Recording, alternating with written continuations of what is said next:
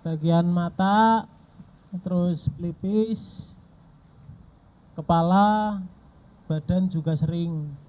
Dalam sebulan itu sering dipukul? Sering. Mulai sering dipukul pertengahan puasa.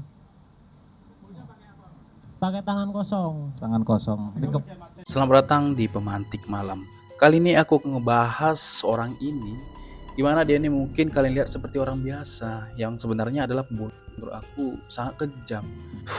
Yang mana korbannya ini selagi masih pingsan, dia mutilasi kemudian akhirnya dicor tepat di samping tokonya sendiri. Dan ketika konferensi pers dari pihak kepolisian, pelaku ini tidak menyesali perbuatannya dan masih bisa tersenyum.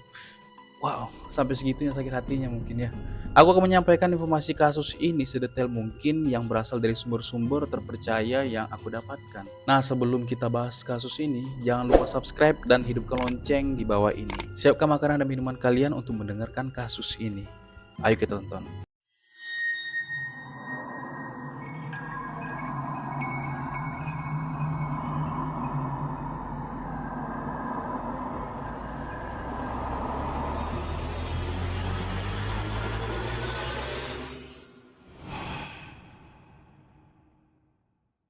Kasus ini terjadi di Tembalang, Semarang, Jawa Tengah. Berawal dari seorang bernama Irwan Huta Galung berusia 53 tahun yang lahir dan besar di Sumatera Utara, tepatnya di Kecamatan Tarutung. Dari namanya kita bisa tahu bahwa Irwan ini memiliki darah orang Batak, yang kebanyakan masyarakatnya biasa mengeruh nasib dengan cara merantau. Nah, Irwan ini memutuskan merantau ke Semarang dan mencoba peruntungannya dengan merintis sebuah usaha, yaitu usahanya ini isi ulang air galon di sebuah toko yang berada di Jalan Mula Warman, Tembalang, Kota Semarang. Berkat kerja kerasnya ini, usaha Irwan ini pun berkembang serta memiliki banyak pelanggan. Oh ya, Irwan Huta Galung ini sudah menikah dan memiliki seorang anak, yang mana Irwan ini juga telah memiliki tempat tinggal yang cukup baik, bertempat di perumahan Pondok Bukit Agung, Kecamatan Banyumanik di Kota Semarang. Balik lagi ke usahanya. Dalam hal memimpin, Irwan Huta Galung ini dikenal sebagai bos yang tegas. Secara tidak langsung melarang karyawannya membuat kesalahan sekecil apapun, mengharuskan karyawannya ini bekerja secara profesional. Menurut aku ya biasalah, seorang bos ingin usahanya maju dengan cara seperti itu. Akan tetapi sifat ketegasan Irwan ini makin kesini yang membuat salah satu karyawannya ini sakit hati, yaitu orang ini. Sebelum lanjut, dalam mengelola depot air minum isi ulang ini, Irwan memiliki dua karyawan, yaitu seorang karyawan wanita yang tugasnya sebagai penjaga toko, dan satunya lagi si Husen ini yang bertugas sebagai antar jemput galon ke rumah pelanggan. Husen ini termasuk pegawai yang baru bekerja dengan Irwan selama 1 bulan. Sebelum bekerja bersama Irwan, Husen sempat bekerja sebagai penjaga Warmindo, yang mana warung Warmindo ini menyuplai air galon dari Irwan ini. Nah, dari sini Husen mengenal Irwan karena Irwan ini adalah pemilik usaha isi ulang air galon yang menyuplai galon ke Warmindo, tempat Husen bekerja. Pada saat itu mereka bercerita-cerita yang mana kebetulan Irwan ini sedang membutuhkan karyawan antar jemput galon. Dari beberapa kali mereka bertemu, Husen pun memutuskan untuk keluar dari tempat kerja lamanya, yaitu Warmindo ini, agar dapat menjadi karyawan di tempat usaha milik Irwan dengan alasan mendapatkan gaji yang lebih besar, yaitu 2 juta rupiah dengan bisa tinggal di toko tersebut. Setelah diterima kerja di tempat Irwan, Husen pun mengikuti aturan Irwan, yang mana KTP harus diberikan ke Irwan sebagai syarat untuk bekerja di tempatnya. Selama Husen bekerja, dia ini selalu mematuhi semua perintah yang diberikan oleh Irwan. Nah, pada suatu saat Husen ini diberi perintah oleh Irwan untuk mengantar galon sebanyak 14 galon air minum ke rumah pelanggan. Husen pun melakukan perintah tersebut. Akan tetapi ketika sampai di rumah pelanggan, pelanggan tersebut komplain karena jumlah permintaannya ternyata kurang. Nah, di sini Husen pun merasa bingung dan langsung pulang ke toko untuk memberitahu komplain tersebut kepada Irwan. Dan sampai di toko dan membicarakan komplain tersebut kepada Irwan, si Irwan ini malah memarahinya karena yang diantar harusnya 15 galon. Di sini juga aku bingung, pada sisi Husen dia merasa tidak salah karena pada awalnya Irwan menyuruh antar 14 galon. Sedangkan ketika dia balik ke toko malah dia yang dimarahi karena dianggap teledor. Dari kesalahan-kesalahan seperti inilah sifat asli Irwan pun mulai terlihat. Karena kesalahan itu Irwan mengeluarkan kata-kata kasar terhadap Husen yang membuat Husen ini merasa sakit hati. Bahkan parahnya lagi, Irwan sampai berani melakukan kekerasan fisik untuk setiap kesalahan yang dilakukan oleh Husen. Bahkan informasi yang aku dapat, Husen juga pernah mendapatkan pukulan pada bagian mata dan kepala dari kesalahan yang dia lakukan. Saat setengah bulan Husen bekerja, perlakuan buruk Irwan ini terus terjadi dan terus berulang. Sampai Husen pun tidak tahan lagi dan memicu niatan jahat untuk menghabisi Irwan ini.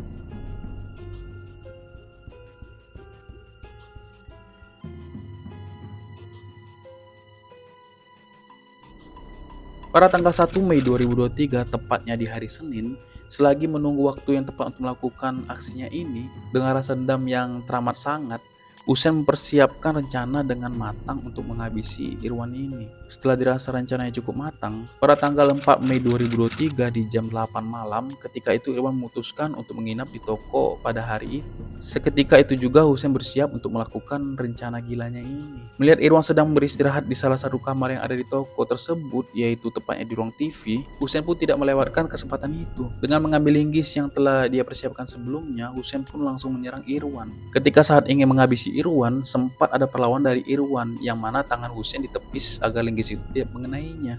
Akan tetapi usaha dari Irwan ini tidak bisa dihindarkan. Akhirnya tusukan pertama mengenai pipi Irwan dan tusukan kedua ini mengenai bagian kepala Irwan ini, yang menyebabkan Irwan tidak sadarkan diri. Setelah dianggap berhasil dengan rencananya ini, sekitar tengah malam Husein pun pergi ke angkringan temannya untuk minum-minum dan menceritakan kejadian tersebut kepada temannya. Bahkan saat bercerita dia bilang Irwan pada saat itu masih hidup. Setelah 2 tusukan saya tinggal keluar dulu.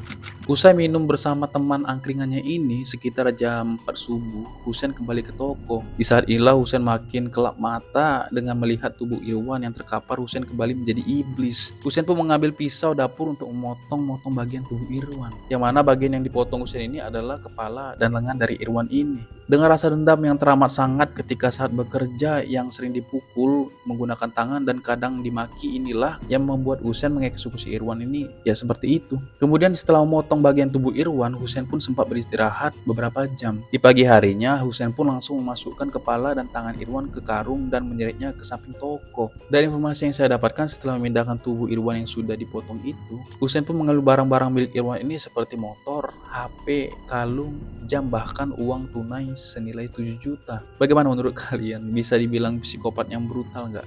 Wow. Kemudian setelah melakukan aksi bejatnya ini di hari Jumat sekitar tengah malam, setelah mengambil barang milik Irwan dan uang tunai, Husein mengajak teman angkringannya yang bernama Imam untuk bersenang-senang, minum, serta menyewa PSK. Setelah bersenang-senang ini di hari Sabtunya, Husein kembali lagi ke toko dan mengambil pasir semen untuk mengubur tubuh dari Irwan ini. Selanjutnya mengaduk semua itu dan melumuri ke tubuh Irwan ini dengan menggunakan tangan kosong yang dilakukannya tepat di samping toko Irwan ini. Kalian terbayang gak sih setelah memotong kemudian melumuri tubuh dengan semen dan menggunakan tangannya sendiri? Kalian bisa kebayang gak sih gimana?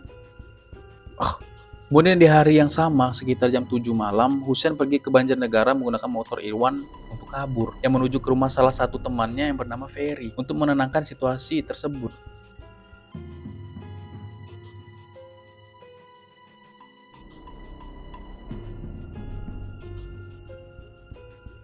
Di hari Senin 8 Mei 2023, kecurigaan muncul dari orang dekat Irwan yang bernama Yuli. Yuli ini curiga karena lama tak melihat Irwan, yang mana kecurigaan Yuli ini bertambah ketika mencium bau bangkai yang sangat tajam dari toko Irwan ini. Kemudian Yuli menghubungi istri dari Irwan ini dan mereka pun datang ke toko itu untuk mengecek toko tersebut. Betapa kagetnya mereka melihat ada kaki terlihat dari sumber bau tersebut. Kemudian selagi mereka histeris melihat adanya kaki tersebut, warga pun mulai ramai ke toko Irwan ini. Di jam 12 siang warga pun langsung menghubungi pihak kepolisian. Keluarga makin histeris lagi setelah pemeriksaan dari tubuh tersebut, ternyata memang benar itu tubuh dari Irwan, ya bos galon ini. Selang sehari dari penemuan mayat tersebut, tepatnya di tanggal 9 Mei 2023, polisi berhasil menangkap Husein di rumah temannya di Banjarnegara tanpa perlawanan. Menurut putusan nomor 156 PID 2024 PT SMG, Husein pun diadili dan dihukum penjara selama 20 tahun atas perbuatannya ini. Dari sini kita belajar pentingnya untuk bisa mengendalikan diri agar tidak saling menyakiti seperti kasus ini. Dan dari kasus ini juga sangat berdampak negatif dari tindakan kekerasan, tidak hanya bagi korban, tapi juga bagi pelaku dan keluarga. Dan aku juga turut berduka atas kejadian ini dan semoga kita terhindar dari kejadian dan kasus seperti ini. Jadi aku tutup kasus ini. Bye-bye.